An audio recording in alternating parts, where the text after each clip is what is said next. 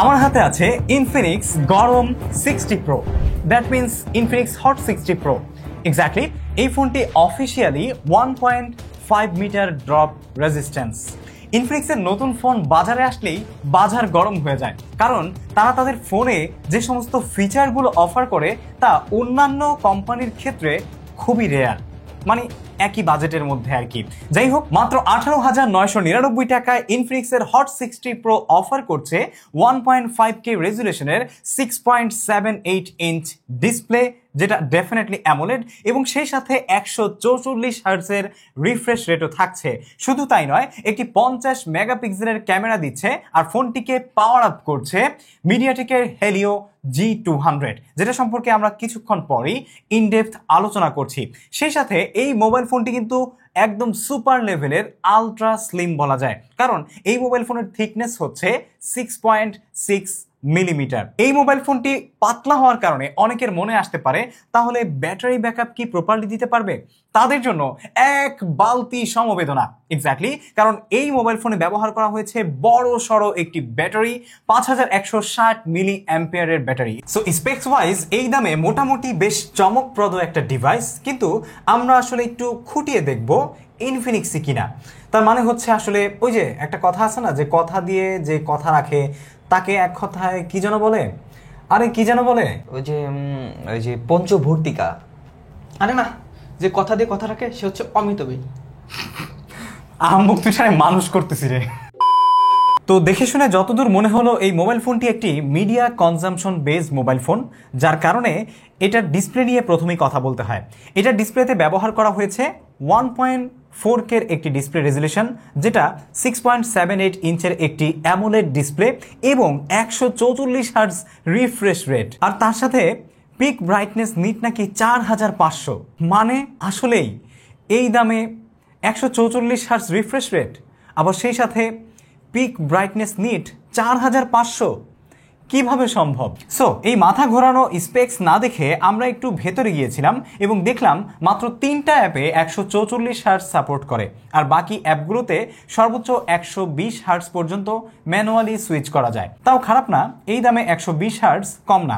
আর brightness NEET 4500 মনে হয় না, বাট যথেষ্ট ব্রাইট, একদম ডিরেক্ট সানলাইটেও আপনার দেখতে তেমন একটা সমস্যা হবে না। আই হোপ ভিউইং এক্সপিরিয়েন্স বেশ ভালো। সবাই জানে অ্যামোলেড এর ভিউইং এক্সপিরিয়েন্স বরাবরই ভালো হয়। সাথে সুপার অ্যামোলেড থাকায় অলওয়েজ অন ডিসপ্লে পেয়ে যাবেন, আর 2160 হার্টজের পিক টাচ স্যাম্পলিং রেট থাকায় আপনি কিন্তু রেসপন্সিভ টাচ এক্সপিরিয়েন্সও পেয়ে যাবেন। স্ক্রিন টু বডি রেশিও খুব ভালো, মোটামুটি বেজেল দেখা যায় না বললেই চলে, হালকা একটু বেজেল চোখে পড়ে। প্যানেলটি 10 বিট কালারের একটি প্যানেল, তার মানে এটা 1 বিলিয়ন কালার সাপোর্ট করছে, এবং এটাকে আসলে প্রোটেকশন দিচ্ছে gorilla glass 7i। Gorilla glass 7i mainly আসলে মিড রেঞ্জের যে ডিভাইসগুলো আছে সেগুলোকে টার্গেট করেই কিন্তু আসলে বানানো হয়েছে, যেটা মনে হয়েছে বেশ ভালোই প্রোটেকশন দিচ্ছে। এছাড়াও এই মোবাইল ফোনটিতে কিন্তু ইন ডিসপ্লে ফিঙ্গারপ্রিন্ট ব্যবহার করা হয়েছে, এবং ফিঙ্গারপ্রিন্ট সেন্সরটা বেশ ভালো রেসপন্সিভ, তবে মাঝে মাঝে প্রপারলি আপনি প্রেস না করলে সেটা টাইম লাগতে পারে, কিন্তু আমাদের হাতে হালকা পানি বা ডাস্ট লেগে থাকার পরেও কিন্তু টেস্ট করার সময় বেশ ভালোভাবেই এটা কাজ করছিল, সেটা নিয়ে কোনো প্রবলেম হচ্ছিল না। আর ডিসপ্লেটির উপরে থাকছে 13 মেগাপিক্সেলের একটি 5 হোল সেলফি ক্যামেরা, যেটা নিয়ে আমরা একটু পরেই ইনডেপথ আলোচনা করব। ভাই ক্যামেরার কথা একটু বলুন। এখন আসি এটা ডিজাইন অ্যান্ড বিল্ড কোয়ালিটি নিয়ে। ডিজাইনের কথা বলতেই হয়, ইনফিনিক্স আসলে এত স্লিম করে মাত্র 6.6 মিলিমিটার থিকনেসে এই মোবাইল ফোনটির মধ্যে এত কিছু কিভাবে প্যাক করেছে, আমি সত্যিই সেই ব্যাপারে সন্দিহান। থিকনেস মাত্র 6.6 মিলিমিটার, এবং এটার ওয়েট হচ্ছে মাত্র 170 গ্রাম। ওয়াও, ভাল লাগছে ভাই, ভাল লাগছে, ব্যাপারটা ভাল লাগছে। এত কম ওয়েটের মোবাইল ফোনে আসলে এত ফিচার এর আগে আমি কখনো ব্যবহার করেছি বলে আমার মনে হয় না। যাই হোক, পাতলা হলেও জিনিসটা মোটামুটি বেশি strong. Aerospace grade aluminium frame দেওয়া হয়েছে টাইটান গ্রিড আর্কিটেকচারের। আমরা একটু ভাঙার চেষ্টা করেছিলাম, মানে একটু ব্যান্ড করার টেস্ট করেছিলাম, দুই পাশে একটু বেঁকে যাচ্ছিল মনে হচ্ছিল, যদিও বাঁকে, বাট খুব বেশি প্রেশার না দিলে কিন্তু আপনি বাঁকাতে পারবেন না। এটা দিয়ে তো আর আপনি আসলে হাতুড়ি দিয়ে মারামারি করবেন না, তাই না? যদিও ইনফিনিক্স বলছে 4 গুণ 1.5 metre drop resistant test pass. আমরাও কয়েকবার কিন্তু এটাকে ফালাইছি। যাই হোক, এই ভিডিও শ্যুট করতে গিয়ে আপনাদের সামনেই এই ফ্রেমে আসার পর মোটামুটি প্রায় 7-8 বার ফালানো হয়ে গেছে।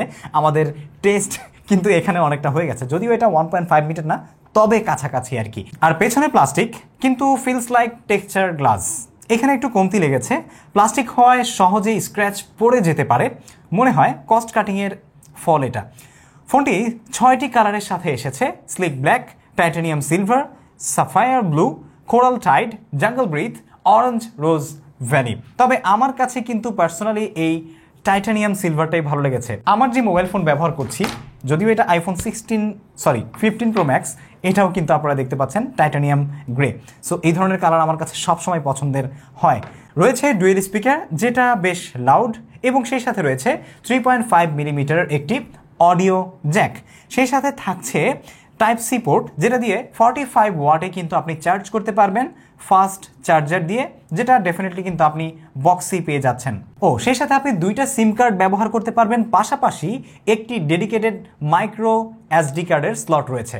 ডান পাশে একটি অ্যাকশন বাটন দেওয়া আছে, যেটা আমার কাছে একটু ইউনিক মনে হয়েছে ইনফিনিক্সের অন্যান্য মোবাইল ফোনের তুলনায়।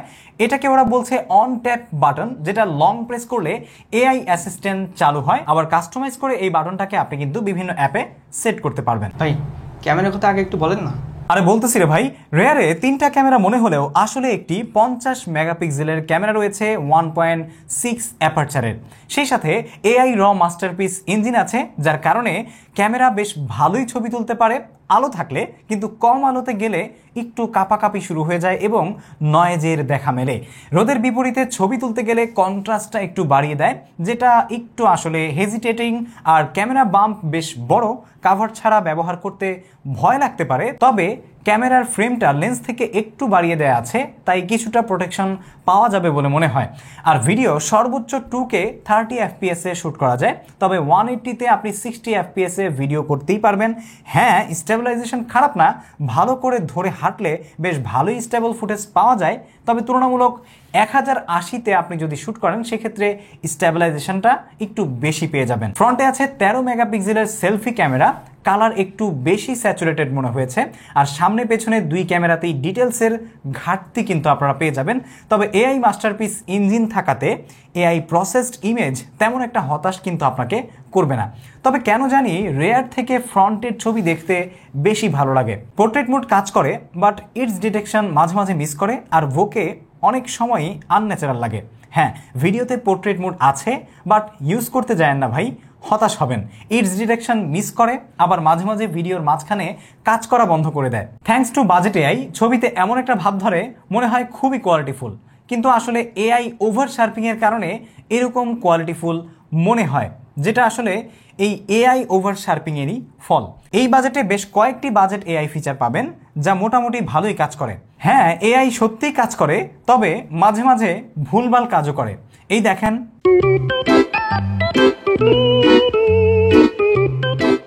এবার চলে আসি পারফরমেন্সে। এই ডিভাইসটিকে পাওয়ার করেছে মিডিয়াটেকের হেলিও G200, যেটা মিডিয়াটেকের একটি নতুন প্রসেসর, মাত্র 6 nanometre based mid range processor. এটাতে 2টি 2.2 গিগাহার্টসের কর্টেক্স A76 এবং 6টি 2 গিগাহার্টসের কর্টেক্স A55 কোর রয়েছে। আমরা বেঞ্চমার্ক টেস্ট করে দেখেছিলাম, যার রেজাল্ট আপনারা স্ক্রিনে দেখতে পাচ্ছেন অলরেডি। রেজাল্ট অনেকটা G100 এর মতো। যাই হোক, জিপিও থাকছে Mali G57 MC2 GPU, RAM mainly 8GB, আর বাকি 8GB এক্সটেন্ডেবল। দুইটা মিলে মোটামুটি 16GB বলছে আর কি ইনফিনিক্স। যাই হোক, স্টোরেজে থাকছে 128GB USF 2.2। আমি র্যাম ম্যানেজমেন্টে আরেকটু ভালো কিছু আশা করেছিলাম, যেমন গেম টেম বা বড় কোনো অ্যাপ ব্যাকগ্রাউন্ডে থাকলে মাঝে মাঝে ছেড়ে দেয়। তবে এই দামে আসলে এটা কনসিডার করা যেতেই পারে, কারণ অন্যান্য ফিচারগুলো খুবই দারুণ। আমরা গেমিং টেস্ট করেছি asphalt 9, call of duty, PUBG, free fire. এই দামে মোটামুটি স্মুথ পারফরমেন্স পাচ্ছিলাম, তবে মাঝে মাঝে ফ্রেম ড্রপও লক্ষ্য করেছি। তবে সেই ক্ষেত্রে এটা প্লেয়েবল বলা যায়, কিন্তু হেভি গেমারদের জন্য না। কিন্তু আপনি যদি মাঝে মাঝে শখের বসে গেম খেলেন, তবে ঠিক আছে। তবে ভাই, আমি সারপ্রাইজ হয়েছি এর কুলিং দেখে। রুম টেম্পারেচারের গেম খেলে দেখেছি খুব বেশি হিট হয় না। ইনফিনিক্স গরম 60 প্রোকে কুল করতে এরা নাকি ভিসি কুলিং সিস্টেম ইউজ করেছে, যেটা মনে হলো ভালোই কাজ করে। এবার চলে আসি ব্যাটারি সেকশনে। এই 6.6 মিলিমিটারের পাতলা ফোনটাতে নাকি 5160 মিলি অ্যাম্পিয়ারের ব্যাটারি ব্যবহার করা হয়েছে এক্স্যাক্টলি। সেই সাথে বক্সের মধ্যে আপনারা পেয়ে যাবেন 45 ওয়াটের একটি ফাস্ট চার্জার, যেটা দিয়ে আপনি ফুল চার্জ করতে কিন্তু 1 ঘন্টা 5 থেকে থেকে 10 মিনিটের মতো সময় লাগবে। আর ফুললি কমপ্লিট চার্জ হওয়ার পর আপনি কিন্তু এই মোবাইল ফোনটি টানা ব্যবহার করলে 6.5 ঘন্টা থেকে 7 ঘন্টা পর্যন্ত ব্যবহার করতে পারবেন বা অন স্ক্রিন টাইম পেয়ে যাবেন। ফোনটি রান করছে XOS 15, যেটা অ্যান্ড্রয়েড 15 বেসড একটি ইউআই, যেটা আপগ্রেড করলে অ্যান্ড্রয়েড 16-এ যাওয়া যাবে। ফোনের সাথে অনেক বস্তা বস্তা ফিচার দিয়ে রাখছে। সাম অফ দ্যাম আর ইউজফুল, তবে অ্যাজ ইউজুয়াল ইনফিনিক্সের ইউআই স্যামসাং বা ভালো ব্র্যান্ডের মতো অত রেসপন্সিভ না, আর না হওয়াটাই কিন্তু স্বাভাবিক। আমরা যাতে ইউআই এর কষ্টটা বোধ করতে না পারি তাই এত ফিচার দিয়ে দিছে, like NFC touch transfer, IP64 dust and water resistance, AI on tap button, blah blah blah, আরও অনেক কিছু ফিচার ইউজ করতে মজাই লাগছে। আর অনেক কিছুই আছে যা বলতে গেলে ভিডিও কিন্তু আধা ঘন্টার উপরে হয়ে যাবে। সো এখন বটম লাইনে যাই। হট 60 Pro পাতলা মানে স্লিম, ওজন আসলেই অনেক কম, সেই সাথে ডিজাইন ভালো এবং বেশ সুন্দর একটা ফিউচারিস্টিক ডিজাইন করা হয়েছে। পারফরমেন্স অ্যাভারেজ বলা যায়। ইউআই বা ভেতরের কিছু শকিং সফটওয়্যার ফিচার্স আছে যার ভেতর কিছু এআই আসলেই কাজ করে। সেই সাথে 45 ওয়াট চার্জারও সাথে দিয়ে দিচ্ছে, মানে ইনবক্সে আর কি। অবশ্যই চাওয়ার জায়গা আছে, যেমন হচ্ছে 144 হার্টসটা আসলে সব জায়গায় দিতে পারতো, যেটা আমরা মাত্র 2-3টা অ্যাপে পেয়েছি। অন্য জায়গায় আমরা ম্যানুয়ালি 120 হার্টস পর্যন্ত আসলে যেতে পেরেছি। সেই সাথে এই মোবাইল ফোনে আসলে একটা আলট্রা ওয়াইড ক্যামেরা কিন্তু দিতেই পারতো চাইলে, যেটা আসলে এই মোবাইলটিকে অনন্য উচ্চতায় হয়তোবা নিয়ে যেতে পারতো। সেই সাথে স্পিকারের লাউডনেস মোটামুটি বেশ ভালোই, তবে ডিটেল আরেকটু বেশি দিলে কিন্তু ভালো হতো। যেমন হচ্ছে এটার বড় ভাই ইনফিনিক্স হট 60 Pro প্লাসে কিন্তু JBL এর স্পিকার ব্যবহার করা হয়েছে, সেই সাথে স্টেরিও স্পিকার। সো বড় ভাইয়ের কাছ থেকে একটু ধার নিয়ে যদি ছোট ভাইকে দেওয়া যেত তাহলে কিন্তু ফোনটা আরেকটু স্পাইকনেস ধরে রাখতে পারতো।